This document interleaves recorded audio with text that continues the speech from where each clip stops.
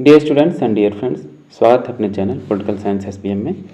आइए आज हम लोग पढ़ते हैं लोक प्रशासन। लोक प्रशासन यानी पब्लिक एडमिनिस्ट्रेशन। जो छात्र एमए इन पॉलिटिकल साइंस या जिन छात्रों ने बीए फाइनल में पॉलिटिकल साइंस ले रखा है उनको एक पेपर पढ़ना है लोक प्रशासन। तो उसी के संदर्भ में आज हम लोग पढ़ेंगे लोक प्रशासन का अर्थ, प्रकृति, क्षेत्र और साथ ही इसकी विभिन्न परिभाषाएँ भी पढ़ेंगे। तो आइए बिना देर किए पढ़ते हैं लोक प्रशासन का जो पहला यूनिट है आपका। उसमें लोक प्रशासन का जो डेफिनेशन है, मीनिंग है, स्कोप और नेचर से रिलेटेड है, तो इसमें हम लोग पढ़ेंगे। आगे बढ़ने से पहले उन साथियों से रिक्वेस्ट है, जो साथी या जो स्टूडेंट्स अब तक चैनल को सब्सक्राइब नहीं किए हैं, प्लीज़ आप चैनल को सब्सक्राइब कीजिए। वीडियो अच्छा लगे तो लाइक कीजिए, शेयर कीजिए और कोई भी डाउट है तो आप कमेंट कर सकते हैं। सॉरी। तो आइए सबसे पहले देखते हैं हम लोग लोक प्रशासन का अर्थ। लोक प्रशासन दो शब्दों के मेल से बना है, लोक तथा प्रशासन, जिसमें लोक शब्द का अर्थ है सरकार से है, यानी जो लोक शब्द है वो पब्लिक से रिलेटेड यानी आम जनमानस और खासकर जो लोक है वो सरकार के अर्थ के संदर्भ में लिया जाता है। लोक प्रशासन में लोक शब्द प्रशासन के साथ जुड़कर उसे सार्वजनिक बना देता है। शाब्दिक अर्थ में लोक जनता का पर्याय है, किंतु प्रशासन के साथ संयुक्त रूप में यह उन कायदे, कानूनों, क्रियाओं, गतिविधियों, कार्यक्रमों का अर्थ ग्रहण कर लेता है जो जनसाधारण के लिए निर्मित और संपन्न किए जाते हैं। ऐसी एजेंसी सरकार ही होती है जो आम जनता के हितों के लिए अस्तित्व में आती है। अतः लोक प्रशासन में लोक सरकार के अर्थ में ध्वनित होता है, जबकि अकेला लोक शब्द मात्र जनता का अर्थ रखता है।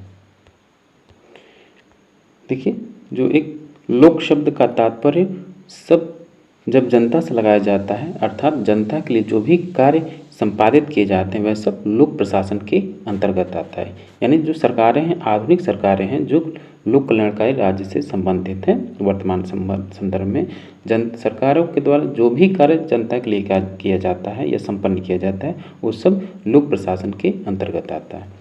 दूसरा जो है इसमें लोक शब्द का तात्पर्य सरकार से, अर्थात सरकार द्वारा किए जाने वाले कार्य लोक प्रशासन के अंतर्गत आते हैं। अर्थात लोक प्रशासन का तात्पर्य सरकारी मशीनरी द्वारा या लोक नौकरशाही द्वारा जनता के सार्वजनिक मामलों के प्रबंध से है।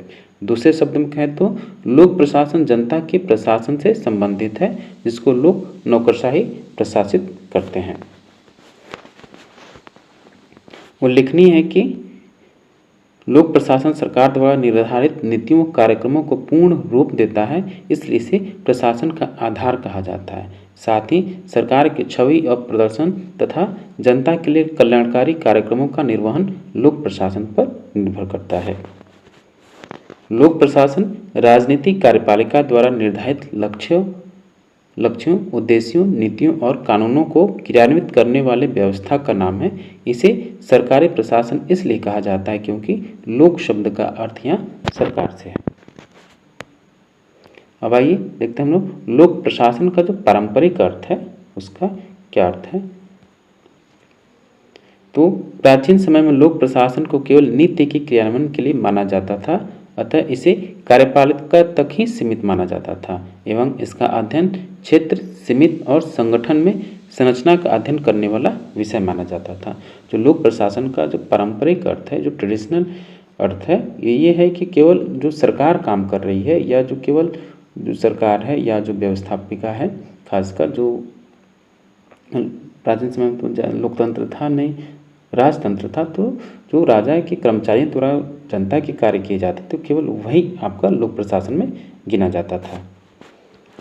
अब लोक प्रशासन का आधुनिक अर्थ क्या है कि वर्तमान समय में इसमें सरकार से संबंधित सभी प्रकार के कार्य को शामिल किया जाता है, चाहे वह कार्य नीति निर्माण का हो या नीति क्रियान्वयन का। इसने लोक व नीति के पृथक्करण की जगह अपना स्वरूप लोक प्रबंधन को माना, जिसके कारण आज इसने उद्यमी सरकार का स्वरूप ग्रहण कर लिया है।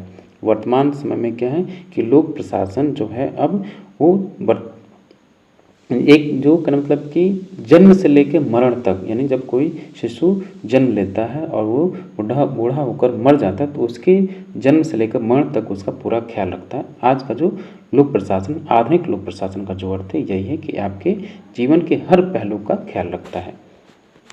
अब आइए देखते हैं हम लोक प्रशासन की परिभाषाएं। विभिन्न विद्वानों द्वारा लोक प्रशासन की विभिन्न परिभाषाएं दी गई हैं, तो इसको देखते हैं। एल.टी. वाइट क्या कहते हैं लोक प्रशासन के बारे में? तो लोक प्रशासन वे सभी कार्य आते हैं जिनका उद्देश्य लोक नीति को लागू करना है। एल.टी. वाइट का कहना है कि जो आपका पब्लिक एडमिनिस्ट्रेशन या जो लोक प्रशासन या सार्वजनिक प्रशासन है, उसमें वे सभी कार्यों को शामिल किया जा सकता है जो आपकी पब्लिक पॉलिसी ने लोक नीति जन लोक कल्याण के लिए जो भी नीतियाँ लागू बनाई जाती हैं, लागू की जाती हैं, उनको लागू करना ही लोक प्रशासन है। फिर वुड्रो विल्सन, याद रहे जो लोक प्रशासन के जनक हैं वुड्रो विल्सन हैं, वो क्या कहते हैं? विधि को क्रमबद्ध और विस्तृत रूप से लागू करना ही लोक प्रशासन है। यानी जो विधायिका के द्वारा नियम कानून या विधि या कानून बनाया जा रहा है उसको लागू करना ही लोक प्रशासन है। साथ ही वो कहते हैं कि विधि की क्रियान्वयन, यानी जो कानून बना उसको क्रियान्वयन की प्रत्येक क्रिया प्रशासनिक क्रिया है। जिस प्रकार राजनीति का संबंध नीति निर्माण से है, उसी प्रकार प्रशासन का संबंध भी नीति के क्रियान्वयन से है। हर्बर्ट साइमन क्या कहते हैं लोक प्रशासन के बारे में? लोक प्रशासन का अर्थ केंद्रीय पार्टी तथा स्थानीय सरकारों की कार्यपालिका शाखा से संबंधित है। फिर लूथर गुलिक के अनुसार लोक प्रशासन क्या है कि अपने वास्तविक अर्थों में लोक प्रशासन प्रशासनिक विज्ञान का वह भाग है वह भाग है जो मुख्य रूप से सरकार की कार्यपालिका के अंग से संबंधित है, जहां सरकार का कार्य मुख्य रूप से होता है तथा विधायिका और न्यायपालिका संबंधित समस्याएं भी इसमें शामिल होती हैं। विलोबी लोक प्रशासन के बारे में क्या कहते हैं? तो विलोबी के अनुसार राजनीति विज्ञान प्रशासन दो अर्थों में प्रयुक्त होता है। अपने प्रथम अर्थ में यह व्यापक अर्थ में यह समस्त सरकारी कार्यों के वास्तविक संपादन से संबंधित है, चाहे वह किसी भी शाखा के हों। तो विलोबी का कहना है कि सरकारी कामकाज के वे सभी कार्य इसके अंतर्गत संपादित किए जाते हैं जो सरकार से संबंधित हैं, जो सरकार जो भी कार्य करती हो लोक प्रशासन के अंतर्गत है। कुल मिलाकर कहा जा सकता है कि उपयुक्त परिभाषाओं का विश्लेषण यह बताता है कि लोक प्रशासन शब्द दो अर्थों में प्रयोग किया जाता है, विस्तृत अर्थ और संकीर्ण अर्थ। विस्तृत अर्थ यानी अर्थात व्यापक अर्थ में लोक प्रशासन में सरकार तीनों शाखाओं, यानी जो सरकार के तीन शाखाएं हैं या जो उसके तीन रूप हैं, तीन प्रकार हैं, विधायिका, कार्यपालिका और न्यायपालिका की गतिविधियां शामिल हैं। इस उपागम को Woodrow Wilson, L T. White, Marshall Dimock एवं F.A. निग्रो और पिफनर ने अपनाया। यानी जो लोक प्रशासन है, सरकार के जो तीनों अंग हैं, विधायिका, कार्यपालिका और न्यायपालिका के जो भी कार्य किए जाते हैं सभी कार्य लोक प्रशासन के अंतर्गत आते हैं। ये लोक प्रशासन का व्यापक दृष्टिकोण है और व्यापक दृष्टिकोण को मानने वाले कौन है? Woodrow Wilson, L T. White, Marshall Dimock, F.A. Nigro और पिफनर। इसके विपरीत यानी संकीर्ण अर्थ में यानी संकुचित अर्थ में लोक प्रशासन में सरकार के सिर्फ कार्यकारी शाखा की गतिविधियां ही शामिल हैं। यानी जो संकीर्ण या संकुचित अर्थ में जो का अर्थ लगाया जाता है लोक प्रशासन का, जो विचारक कहते हैं कि इस लोक प्रशासन के अंतर्गत केवल वही कार्य शामिल किए जाने चाहिए जो उसकी कार्यपालिका शाखा यानी सरकार के द्वारा लागू किए जाते हैं, बनाए जाते हैं। तो ये आपका संकुचित अर्थ में है। तो इस संकुचित उपागम या अर्थ को मानने वाले हैं साइमन, लूथर गुलिक, ऑर्डविटीड, फ्योल और विलोबी। फिर अब आइए देखते हैं लोक प्रशासन की प्रकृति यानी नेचर ऑफ पब्लिक एडमिनिस्ट्रेशन, यानी लोक प्रशासन के विषय की अध्ययन का जो है क्या प्रकृति क्या है उसकी।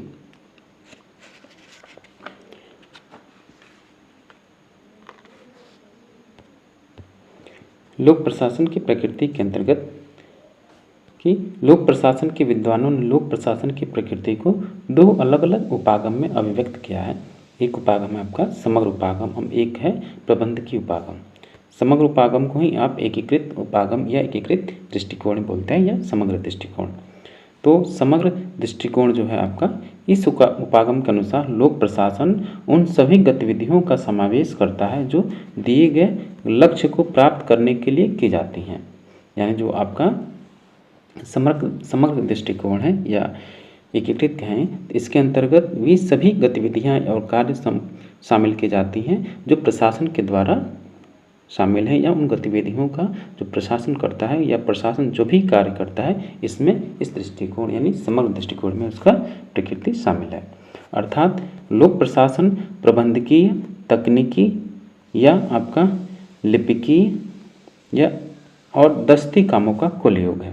यानी जो आपका समग्र दृष्टिकोण है लोक प्रशासन का, वो ये कहता है कि इसके अंतर्गत प्रशासन में जो भी प्रबंधकीय कार्य किए जाते हैं, या वो चाहे तकनीकी हो या जो क्लर्किकल यानी बाबू या दस्तों कार्यों का कुल योग है आपका समग्र अध्ययन। इस प्रकार इस उपागम के अनुसार प्रशासन ऊपर से नीचे तक सभी व्यक्तियों की गतिविधियों से बनता है। यानी जो आपका प्रशासन है, ऊपर से जितने भी कार्य किए जाएं, यानी उच्च द्वारा निम्न पर जो आपका शासन होता है, या जो हायरार्की ऑफ कमांड है या हायरार्की ऑफ ऑर्गेनाइजेशन है, यानी उच्च से जब नीचे की सत्ता का हस्तांतरण होता है, तो इसमें सभी कार्य शामिल हो जाते हैं, चाहे वो आपके प्रबंधन से संबंधित हो, तकनीक से संबंधित हो या क्लर्कियल ग्रेड से संबंधित हो। तो इस प्रकार इस उपागम के अनुसार ऊपर से नीचे तक सभी व्यक्तियों की गतिविधियां, यानी जो आपका ऊपर संगठन का जो शीर्ष नेतृत्व है और जो उस संगठन में जो सबसे निम्नतम स्तर पे जो कर्मचारी हैं, दोनों के कार्य इसमें शामिल हैं। एल.डी. वाइट और डिमॉक इसी उपागम को मानते हैं, जिसके अनुसार प्रशासन संबंधित अभिकरण की विषय वस्तु पर निर्भर करता है, यानी यह एक क्षेत्र दूसरे क्षेत्र से भिन्न होता है। अब आइए इसमें देखते हैं हम लोग दूसरा दृष्टिकोण जो है प्रबंधकीय दृष्टिकोण। तो प्रबंधकीय दृष्टिकोण में, इस दृष्टिकोण में लोक प्रशासन में केवल प्रबंधकीय गतिविधियां शामिल होती हैं। यानी कहने का मतलब यह है कि जो प्रबंधकीय दृष्टिकोण का कहना है कि इसमें केवल प्रबंधक वर्ग से जो भी कार्य हैं, तो प्रबंधक वर्ग यानी प्रबंध से संबंधित है, जो भी व्यवस्था की जाती है सरकार के द्वारा या संगठन के द्वारा, केवल वहीं तक इसका सीमित है। जैसे प्रशासन और प्रबंधक इन प्रायः है सर्वत्र ही प्रशासन क्रियाएं एक समान होती हैं, ऐसा इसका मानना है। प्रशासन में मात्र प्रबंधकीय गतिविधियां जैसे लिपिकीय, तकनीकी, मानवीय गतिविधियां ये शामिल नहीं होती हैं, केवल प्रबंधन से संबंधित होता है। तकनीकी, लिपिकीय और दस्ती गतिविधियां इसमें शामिल नहीं होती हैं, स्वभाव से गैर प्रबंधकीय गतिविधियां हैं। अतः इस उपागम के अनुसार प्रशासन सिर्फ ऊपर के व्यक्तियों की गतिविधियों से बनता है। जैसे जो भी आपका कोई संगठन है, तो उसमें जो उच्च वर्ग के अधिकारी या जो आपका उच्चस्थ नेतृत्व है, शीर्षस्थ नेतृत्व यानी हायर जो आपका लीडरशिप है, तो वो केवल आपका प्रशासन का प्रबंध करता है। उसके बाद जो उसके नीचे के जो कर्मचारी हैं या नेतृत्व हैं, वो प्रबंध को लागू करता है, जैसे कि क्या उसमें कार्य करना है, कौन सा लिपिकीय कार्य हो, कौन सी व्यवस्था करना है। तो इससे जो प्रबंधकीय दृष्टिकोण कहता है केवल ये उच्च अधिकारी या प्रबंधन का जो शीर्ष नेतृत्व है वो केवल प्रबंध तक ही है, इसलिए केवल लोक प्रशासन प्रबंध तक सीमित है। जैसे कि आपके साइमन स्मिथवर्ग, थॉमसन और लूथर गुलिक जैसे विचारक इस उपागम को मानते हैं, जिसके अनुसार प्रशासन सभी क्षेत्रों में समान होता है, क्योंकि हर क्षेत्र की गतिविधियों में प्रबंधकीय तकनीकें समान होती हैं। लूथर गुलिक कहते हैं कि प्रशासन का सरोकार एक निर्धारित लक्ष्य की पूर्ति के साथ कामों को पूरा करने से है, यानी कार्यों को पूरा करने से है। क्या हो, निर्धारित लक्ष्य की पूर्ति के साथ जो भी आपके कार्य हैं वो आप पूरा कीजिए, यही प्रशासन का अर्थ है। प्रशासन शब्द का सही अर्थ उस संदर्भ पर निर्भर करता है जिसमें इसे लागू किया जाता है। भारत जैसे विकासशील देशों में लोक प्रशासन की अध्ययन समग्र उपागम से किया जाना चाहिए, क्योंकि लिपिक स्तर पर पैदा होने वाले कार्य 90% शीर्ष स्तर पर ही अनुमोदित कर दिया जाता है। इस कारण भारतीय प्रशासन का केंद्र बिंदु बाबू या क्लर्क माना जाता है।